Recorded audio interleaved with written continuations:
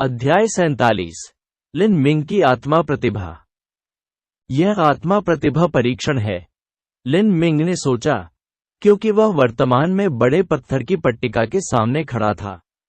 ये पत्थर की गोली ताकत मापने के लिए इस्तेमाल की जाने वाली गोली के समान थी, लेकिन एक छोटे से बदलाव के साथ इसका रंग अलग था। ताकत को मापने के लिए पत्थर की गोली गहरे ऑब्सीडियन काले रंग की थी, लेकिन आत्मा की ताकत को मापने के लिए ये पत्थर की गोली वास्तव में लाल थी, गहरे लाल रंग की, जो कुछ हद तक ताजे खून की तरह थी। लिन मिंग लिन परिवार के एक कनिष्ठ थे और उनके जन्म के साथ ही उनकी आत्मा प्रतिभा और मार्शल प्रतिभा ग्रेड को मापा गया था और दोनों मध्यम तीसरी कक्षा में थे। यह प्रतिभा स्तर सभ्य था। यदि लिन मिंग का जन्म लिन परिवार में हुआ होता तो वह पालन पोषण और खेती करने के योग्य होते, लेकिन यह अफसोस की बात है कि उनका जन्म शाखा परिवार में हुआ। यह मध्यम तृतीय श्रेणी की आत्मा प्रतिभा और मार्शल प्रतिभा उसे एक अपवाद बनाने के लिए अपर्याप्त थी, जिसे सीधे पुरुष परिवार के प्रत्यक्ष वंशजों की पंक्ति में जोड़ा गया था। एक बच्चे के लिए आत्मिक प्रतिभा और मार्शल प्रतिभा के बीच मार्शल प्रतिभा का विकास अधिक महत्वपूर्ण था, क्योंकि यह सीधे मार्शल कलाकार के रूप में उस बच्चे की भविष्य की उपलब्धियों से संबंधित था। जहां तक आत्मिक प्रतिभा की बात है, वह नगण्य थी। इस प्रकार की प्रतिभा मुख्य रूप से उन व्यवसायों से संबंधित थी जिनमें आत्मिक बल की आवश्यकता होती थी, जैसे शिलालेख विशेषज्ञ, शोधक, औषधालय, कीमियागर इत्यादि। सामान्यतया केवल एक उत्कृष्ट आत्मा प्रतिभा, जैसे कि 5वीं कक्षा का एक श्रेष्ठ 4th कक्षा, एक शिलालेख मास्टर, औषधालय या अन्य विशिष्ट व्यवसायों में बढ़ाने के लिए परिवार द्वारा भारी मात्रा में धन खर्च करने के योग्य होगी। एक सभ्य आत्मा प्रतिभा और उससे नीचे की पूरी तरह से उपेक्षा की जाएगी। लिन मिंग ये जानते थे कि शारीरिक परिवर्तन चरण में आत्मा प्रतिभा पूरी तरह से बेकार थी। जियांटियन पहुंचने और अपनी आत्मा को विकसित करने के बाद ये धीरे धीरे और अधिक उपयोगी हो जाएगा। स्काई फॉर्चून किंगडम में अधिकांश निम्न स्तर के मार्शल कलाकार और योद्धा अपनी आत्मिक शक्ति का बिल्कुल भी उपयोग नहीं करेंगे। हालांकि उनमें से कुछ जो पल्स कंडेंसेशन अवधि से गुजर चुके हैं, शिलालेख का अभ्यास करना शुरू कर सकते हैं। फिर वे आत्मा नियम सूत्र सीखेंगे, अपनी आत्मा शक्ति को सघन करना शुरू करेंगे और कुछ चीजों को देखने में सक्षम होंगे, जैसे कि खजाने में सच्चे सार का प्रवाह, और फिर वे अपनी कमजोरियों को परिभाषित करने और समझने में सक्षम होंगे। इस वजह से एल्डरसन को संदेह हुआ कि लिन मिंग आत्मा बल में एक प्रतिभाशाली प्रतिभा है और उसे जांचने के लिए यहां लाया।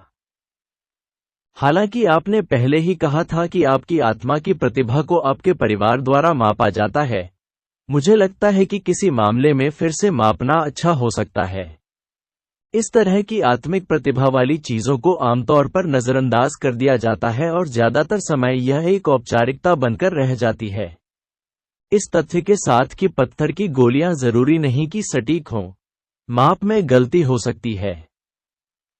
जैसे ही एल्डरसन ने यह कहा, उन्होंने पत्थर की गोली के केंद्र में एक छोटा सा सच्चा सार पत्थर रखा। हालांकि यह दिखने में कुछ हद तक एक जैसा था, लेकिन इस छोटे से पत्थर की कीमत बहुत अधिक थी। यह छोटा सा सच्चा सार पत्थर वास्तव में एक भव्य उपभोग्य वस्तु थी। लिन मिंग ने पत्थर की गोली पर अपना हाथ रखा और फ्लैश के साथ सरणि को सक्रिय होते महसूस किया। अपने मन के विशाल सागर में उसने अचानक अनगिनत काल्पनिक छवियां, विश्व छवियों का एक बहुरूप दर्शक देखा और अपनी अंतरतम आत्मा में एक झुंझुनी महसूस की। इस प्रकार की भावना कई दर्जन सांसों तक जारी रही, जब तक कि उसने एल्डरसन को ये कहते हुए नहीं सुना, मापा। लिन मिंग ने अपनी आंखें खोली और देखा। उसने देखा कि पत्थर के खंभे की प्रकाश किरण 4थे स्थान पर उठ गई है और लगभग 1/3 से अधिक बह निकली है। प्राथमिक 4th श्रेणी की प्रतिभा। लिन मिंग थोड़ा उदासीन दिख रहे थे। वह जानता था कि उसकी अपनी आत्मा की प्रतिभा को मध्यम तृतीय श्रेणी में मापा गया था। यह अचानक इतनी अधिक कैसे बढ़ सकती थी? यह वैसा ही था जैसा कि एल्डरसन ने कहा था। क्या यह एक गलती थी जब उन्होंने पहले अपनी आत्मा की प्रतिभा को मापा था? लिन मिंग के दिमाग में अचानक एक विचार उठा। क्या यह संभव है कि यह प्रतिभा परिवर्तन मैजिक क्यूब से संबंधित था? क्या ऐसा इसलिए था क्योंकि उसने उस आत्मा के टुकड़े को निगल लिया था कि उसकी अपनी आत्मा की प्रतिभा मध्यम तीसरी श्रेणी से प्राथमिक चौथी कक्षा तक बढ़ गई थी? लिन मिंग को आत्माओं के बारे में कुछ भी नहीं पता था, लेकिन एक बात थी जो वह स्पष्ट रूप से जानता था। स्काईस्पिल कॉन्टिनेंट के संपूर्ण ज्ञान में प्रतिभा अपरिवर्तनीय और अपरिवर्तनीय थी। यह एक सच्चाई थी। भले ही उन्होंने अपनी मार्शल प्रतिभा या आत्मा प्रतिभा विकसित की हो, यह जन्म के बाद फिर कभी नहीं बदलेगी। दुनिया में ऐसी कोई दुर्लभ सामग्री नहीं थी जो किसी की प्रतिभा को बदल सके। जहां तक उन स्मृतियों का सवाल है जिन्हें उसने आत्मसात कर लिया था, उनमें यह भी कोई ज्ञान नहीं था कि यह कैसे संभव हो सकता है। लेकिन क्योंकि यादें अधूरी थीं, लिन मिंग ने इसे सच मानने की हिम्मत नहीं की। क्या यह संभव था कि जन्म के समय उसकी आत्मा की प्रतिभा को गलत तरीके से मापा गया था? यदि आत्माओं को निगलने से किसी की आत्मा की प्रतिभा का ग्रेड बढ़ सकता है, तो यदि देवताओं के क्षेत्र के शक्तिशाली बुजुर्ग ऐसा कर सकते हैं, तो क्या हर कोई छठी, सातवीं या आठवीं श्रेणी की प्रतिभा वाला होगा?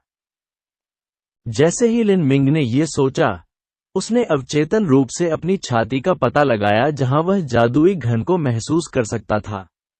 आखिरी बार आत्मा के टुकड़े को निगलने और अवशोषित करने के बाद लिन मिंग फिर से मैजिक क्यूब के सपनों की दुनिया में प्रवेश करने में असमर्थ हो गया था।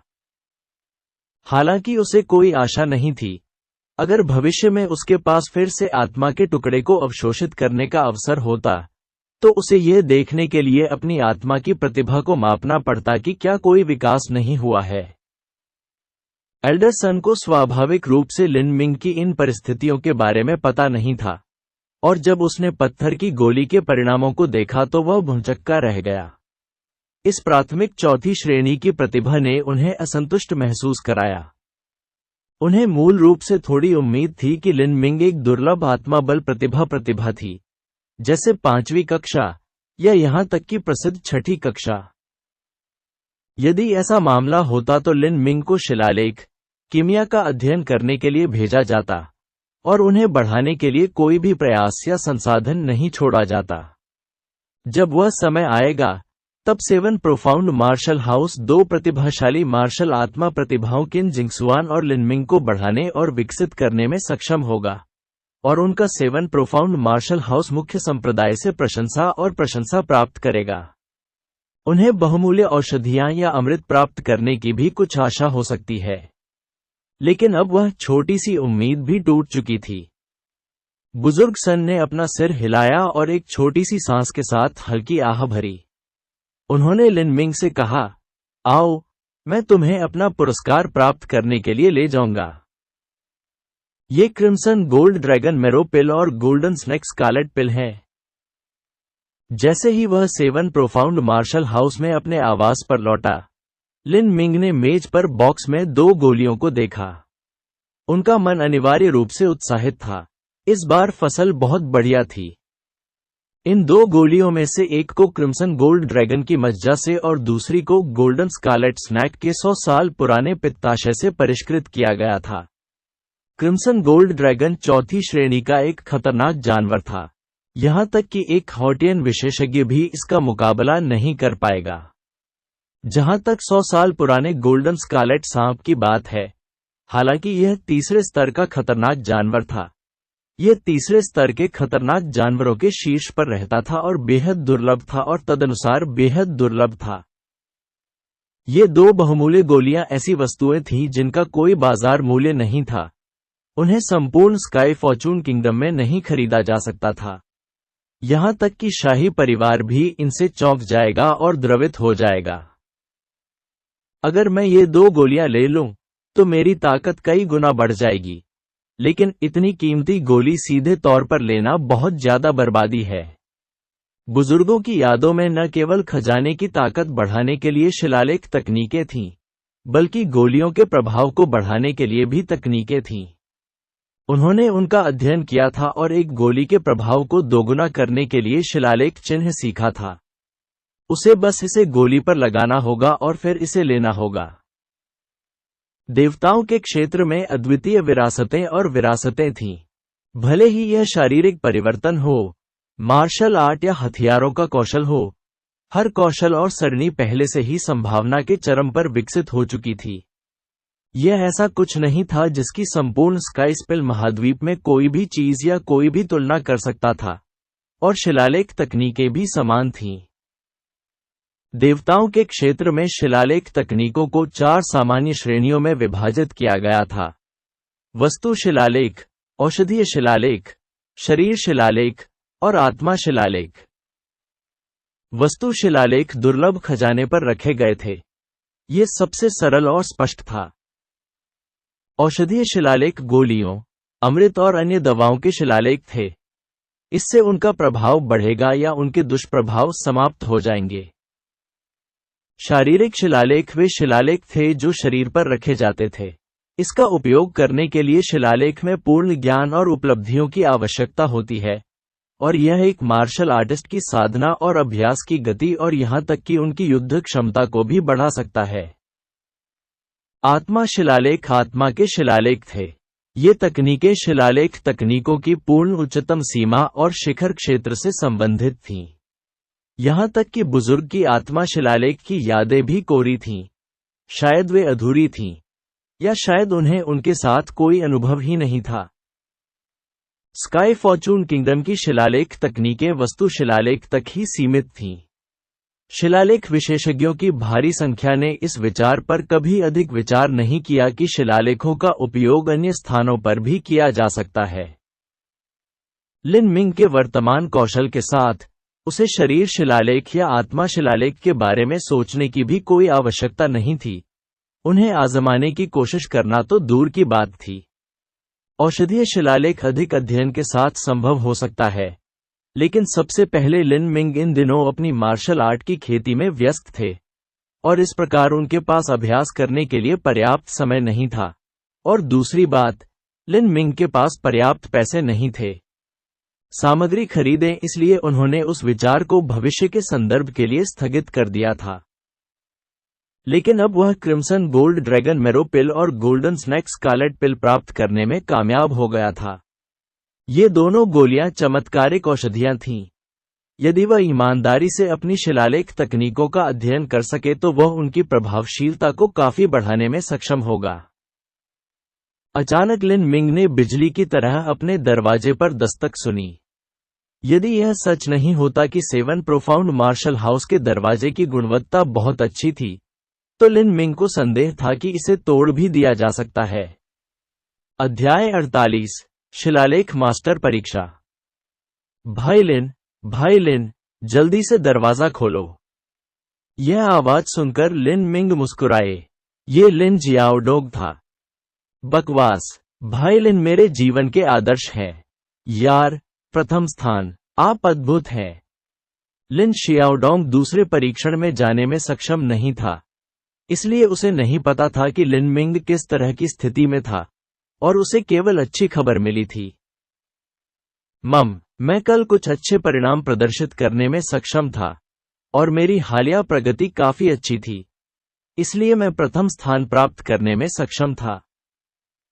चलो, हम भाई पिएंगे। मम्मर, अच्छा विचार है, लेकिन अब मेरे पास भोजन करने का समय नहीं है। हमें पहले कुछ चीजें खरीदनी होंगी। लिन मिंग ने कागज का एक टुकड़ा निकाला और औषधीय शिलालेख प्रतीक के लिए आवश्यक सामग्री लिखना शुरू कर दिया।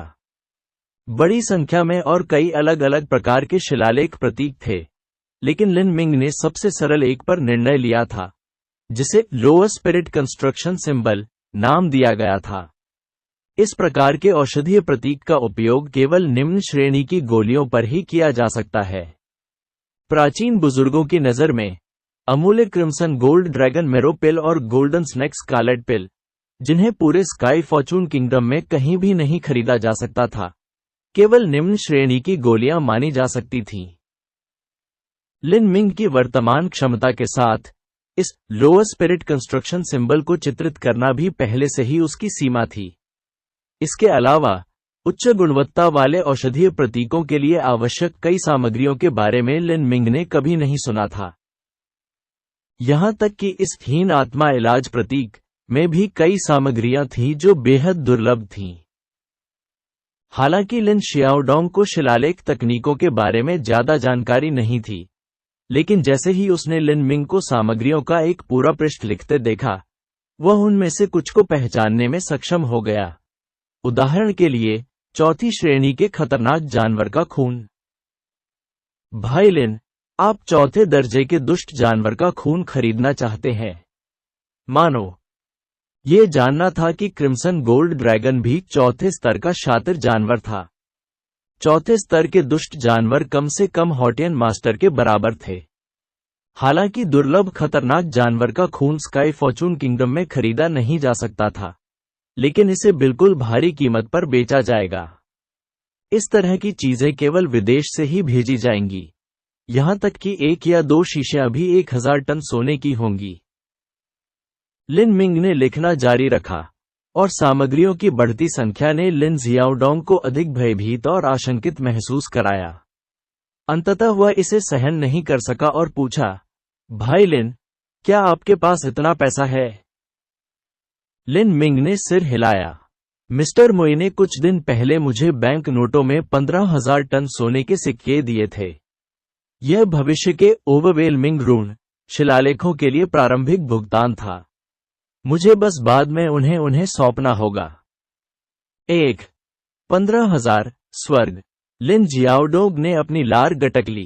पिछली बार 9,000 सोना टन था, इस बार 15,000 टन। वह अचानक स्तब्ध महसूस करने लगा। यह ऐसा था मानो सोना बस एक संख्या बन गया हो। स्काई फॉर्चून सिटी में एक जगह थी जहां सबसे अधिक शिलालेख सामग्री बिकती थी। ये 100 ट्रेजर हॉल नहीं था और न ही कोई नीलामी घर था। यह स्काई फॉर्चून सिटी की इंस्क्रिप्शन एसोसिएशन थी। वहां कई दुर्लभ और कीमती सामग्रियां थी जिन्हें कहीं और नहीं खरीदा जा सकता था, और कीमत भी बाजार कीमत से थोड़ी सस्ती थी। क्या इतनी अच्छी जगह मौजूद है? सीधे लिन मिंग के होठों से सुनने के बाद भी लिन जियाओडोंग को लगा कि यह समझ से परे है। यह असंभव है, जब तक कि इंस्क्रिप्शन एसोसिएशन के ट्रेड यूनियन का प्रभारी व्यक्ति पागल न हो। यदि मैं प्रभारी होता, तो मैं निश्चित रूप से कीमतें बढ़ा देता। लिन मिंग ने कंधे उचकाए। मैंने यही सुना है। उन्होंने कुछ समय कई महंगी दुकानों और आधिकारिक नीलामी घरों में भी बिताया, लेकिन वास्तव में उन्हें वहां वह दुर्लभ सामग्रियां नहीं मिली जिनकी उन्हें जरूरत थी। तब मुझे लगता है कि हम इंस्क्रिप्शन एसोसिएशन के पास जाएंगे। लगता है यही एकमात्र योजना बची है। लिन मिंग को संदेह था कि शिलालेख एसोसिएशन को एक शिलालेख मास्टर की उच्च स्थिति की आवश्यकता है। जब तक उनकी ताकत और साधना उनकी शिलालेख तकनीक के स्तर तक नहीं पहुंच गई, लिन मिंग शिलालेख में अपने कौशल के अस्तित्व को उजागर नहीं करना चाहते थे। यह उसके लिए बहुत परेशानी का कारण बन सकता है और यहां तक कि उसे खतरनाक स्थितियों में भी डाल सकता है। हालांकि उसे मुई का संरक्षण प्राप्त था, लिन मिंग उसे बहुत अधिक परेशान नहीं करना चाहता था। मुझे न केवल एक शिलालेख मास्टर प्रमाणपत्र की आवश्यकता है, बल्कि मुझे किसी भी वस्तु को खरीदने के लिए योगदान बिंदुओं की भी आवश्यकता है। लिन मिंग इंस्क्रिप्शन एसोसिएशन में पहुंचने के बाद उन्होंने वहां एक बड़ी बहन से दुर्लभ और कीमती सामग्री खरीदने के तरीके के बारे में पूछताछ की थी, और उन्हें इस प्रकार का उत्तर मिला था। मैं जानता था, इतना अच्छा सौदा किसी भी तरह संभव नहीं था। लिन जियाओडोंग ने संतुष्टि में अपनी बाहें पार कर लीं। ये सामान्य था। योगदान बिंदु क्या है? लिन मिंग ने पूछा। ऐसा लगता है कि आपका मास्टर स्काई फॉर्चून किंगडम का शिलालेख मास्टर नहीं है, रिसेप्शन डेस्क का प्रबंधन करने वाली बड़ी बहन ने कहा, क्योंकि उसने सोचा था कि लिन मिंग अपने मास्टर के लिए सामग्री खरीदने के लिए यहां थी। योगदान बिंदु शिलालेख मास्टरों द्वारा किए गए योगदान से हैं जो हमारे कार्यालय में दर्ज किए गए हैं। उदाहरण के लिए, यदि उन्होंने इंस्क्रिप्शन एसोसिएशन द्वारा जारी किए गए कुछ कार्यों या कर्तव्यों या मिशनों को पूरा किया है तो आप कुछ योगदान अंक प्राप्त कर सकते हैं। या आप एसोसिएशन अध्यक्ष जैसे पद या पद पर आसीन हो सकते हैं और कुछ अंक भी प्राप्त कर सकते हैं।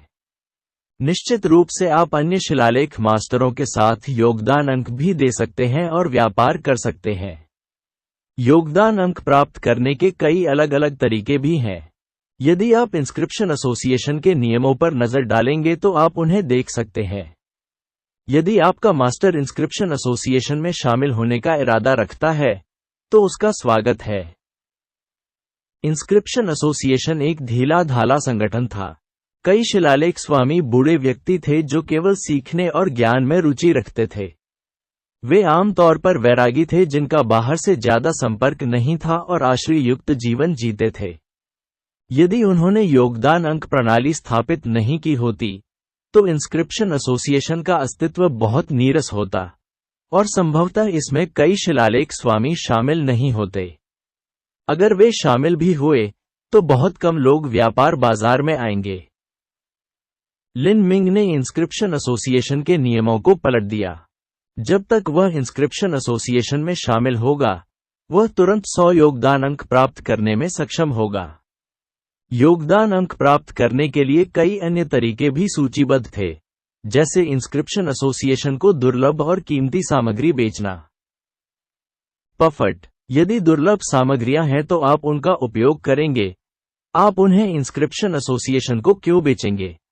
लिन जियाओडोंग ने तिरस्कारपूर्वक कहा। लिन मिंग ने कहा, कभी कभी कुछ सामग्रियां बहुत अधिक होती हैं और उन सभी का उपयोग नहीं किया जा सकता है और वे बेकार पड़े रहते हैं। उस स्थिति में किसी उपयोगी चीज का व्यापार करना बेहतर है। लेकिन योगदान अंक प्राप्त करने का ये तरीका मुझे शोभा नहीं देता। किसी प्रकार के मिशन को पूरा करना ही एकमात्र संभावित रास्ता प्रतीत होता है। लिन मिंग ने रिसेप्शन बड़ी बहन की ओर रुख किया और पूछा, यह बड़ी बहन, मैं मिशन पूरा करने के लिए कहां जाऊंगी? मिशन पूरा करने के लिए आपको मिशन हॉल में जाना होगा। लेकिन आप मिशन हॉल में केवल तभी प्रवेश कर सकते हैं जब आपके पास शिलालेख मास्टर योग्यता प्रमाण पत्र हो। यदि आपके स्वामी को इसमें कोई रुचि हो तो वह स्वयं आकर देख सकते हैं। इंस्क्रिप्शन एसोसिएशन से जुड़ने के कई फायदे हैं। स्वागतकर्ता बड़ी बहन ने बहुत गर्मजोशी भरी मुस्कान के साथ कहा। लिन मिंग ने इसके बारे में सोचा और पूछा, क्या इंस्क्रिप्शन एसोसिएशन सदस्यों की पहचान गोपनीय रखता है? यह निश्चित रूप से एक संभावना है। यदि आपके मालिक को गोपनीयता की आवश्यकता है तो हम गारंटी दे सकते हैं कि हम उससे संबंधित सभी जानकारी गुप्त रख सकते हैं। मम्मर, अच्छी बात है। परीक्षा कैसी है? क्या आप मुझे भाग लेने के लिए ले जा सकते हैं? मम्मर, स्वागतकर्ता बड़ी बहन विस्फारित नेत्रों से उसे देखती रही। लिन मिंग ने कंधे उचकाए और कहा, मैं शिलालेख मास्टर हूं। रिसेप्शन की बड़ी बहन ने एक कदम पीछे लिया और लिन मिंग को सिर से पैर तक ऊपर कर दिया। उसने धीरे से अपना मुंह खोला और पूछा, क्या मैं पूछ सकती हूं, तुम्हारी उम्र क्या है?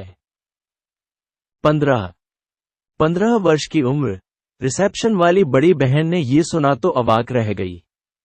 उसने अनुमान लगाया कि उसके सामने वाला लड़का किसी शक्तिशाली शिलालेख विशेषज्ञ के संरक्षण में था और उसके पास एक निश्चित स्तर की प्रतिभा थी और शायद कई उपलब्धियां भी थीं। लेकिन एक 15 वर्षीय शिलालेख मास्टर कुछ ज्यादा ही अतिशयोक्तिपूर्ण था। स्काई फॉर्चून किंगडम के इन 80 वर्षों के रिकॉर्ड में सबसे छोटा केवल 18 वर्ष का था। मार्शल क्वार्टर्स के किन जिंगसुआन और इंस्क्रिप्शन एसोसिएशन के वांग यूहान ही एकमात्र ऐसे व्यक्ति थे जिन्हें इस रिकॉर्ड को तोड़ने की उम्मीद थी। ये छोटा भाई, यदि आप एक शिलालेख मास्टर बनने के लिए परीक्षा में भाग लेना चाहते हैं तो आपको खजाना और सामग्री तैयार करने की आवश्यकता है। स्वागतकर्ता बड़ी बहन का इरादा केवल अच्छा था क्योंकि उसने उसे प्यार से याद दिलाया था। शिलालेख चिन्ह बनाने के बाद ही उसकी गुणवत्ता एवं प्रभाव को देखा जा सकता था। सामान्यतया एक नए शिलालेख मास्टर के शिलालेख प्रतीकों का बहुत खराब प्रभाव होगा। और इसे एक दुर्लभ खजाने पर रखना संसाधनों की पूरी तरह से बर्बादी होगी। इंस्क्रिप्शन एसोसिएशन धनी था, लेकिन वे संसाधनों और सामग्रियों की इतनी अधिक बर्बादी बर्दाश्त नहीं कर सकते थे। इसलिए परीक्षा के लिए आवश्यक था कि सभी परीक्षार्थी अपने स्वयं के खजाने और सामग्री लाएं, क्योंकि वे नहीं चाहते थे कि कोई यादृच्छिक आधा पका हुआ शिलालेख प्रशिक्षु आए और अपनी किस्मत का परीक्षण करे। आखिरकार शिलालेख प्रतीकों के लिए सामग्री बहुत महंगी थी। मैं जानता था कि यदि संभव हो तो मैं इस परीक्षा के लिए कुछ अच्छा दुर्लभ खजाना खरीदना चाहूंगा। मैं खरीद की लागत का भुगतान कर सकता हूं। जैसे ही लिन मिंग ने यह कहा, उसने अपने कपड़ों में हाथ डाला और कई चमकदार सोने के नोट निकाले, जिनकी कीमत 1000 सोने के टन थी। लिन मिंग को लापरवाही से इतने सारे सोने के नोट निकालते देखकर रिसेप्शन की बड़ी बहन आश्चर्यचकित रह गई। ये सोने की इतनी मात्रा थी जितनी कुलीन परिवारों के कनिष्ठों के पास भी नहीं होती। उसने लिन मिंग की ओर देखा और पाया कि वह इसे कोई मजाक नहीं मान रहा था। स्वागतकर्ता बड़ी बहन ने कहा, आप जिद कर रही हैं तो कृपया मेरे साथ चलें। लिन मिंग ने बड़ी बहन का अनुसरण किया और इंस्क्रिप्शन एसोसिएशन के अंदरूनी हिस्से में प्रवेश किया। लिन जियाओडोग भी उसके साथ चले। जैसे ही वे हॉल से गुजरे, उन्होंने दीवारों के साथ सभी प्रकार के चमकदार और जटिल प्रतीकों और रून्स को देखा। लिन जियाओडोग ने जो कुछ भी देखा उससे बहुत उत्साहित था। इंस्क्रिप्शन एसोसिएशन की साज सज्जा विलासितापूर्ण तो नहीं थी, परंतु उसका वातावरण अत्यंत विशाल था। दीवारों पर कोई भित्तिचित्र या आभूषण नहीं थे। इसके बजाय हर जगह जटिल और अनोखे रंग बिखरे हुए थे। प्रत्येक रून एक धातु की मूर्ति थी जो बनावट से भरी हुई थी और ऐसा लग रहा था मानो वह जीवंत हो गई हो। इससे एक बहुत ही प्राचीन और रहस्यमय एहसास हुआ। यहाँ थे। स्वागतकर्ता की बड़ी बहन ने दरवाजा खोला और उन्हें अंदर आने का इशारा किया। यहाँ इंस्क्रिप्शन एसोसिएशन का शिलालेख कक्ष था, जो परीक्षा स्थल के रूप में भी काम करता था। धन्यवाद बड़ी बहन। जैसे ही लिन मिंग अंदर गए, उन्होंने देखा कि शिलालेख कक्ष लगभग 100 फीट लंबा और चौड़ा था। कमरे में कई पत्थर के चबूतरे लटके हुए थे। केंद्र में एक पत्थर का मंच था जो कई अलग अलग सामग्रियों से ढका हुआ था। इसके ऊपर लगभग 15 या 16 साल की एक युवा लड़की थी जो हवा में एक के बाद एक प्रतीक बना रही थी। युवा लड़की की 10 पतली और जैड जैसी उंगलियां हवा में उछलकर घूम गईं। जब लड़की उन्हें खोज रही थी तो उसकी गीली आंखें पूरी तरह से प्रत्येक प्रतीक पर केंद्रित थीं, और उसका पूरा ध्यान अपने काम पर केंद्रित था। उसने लिन मिंग और लिन जियाओडोग के आगमन पर ध्यान नहीं दिया। जिस ढंग से उसने शिलालेख चिन्ह बनाया वह अत्यंत कुशल था।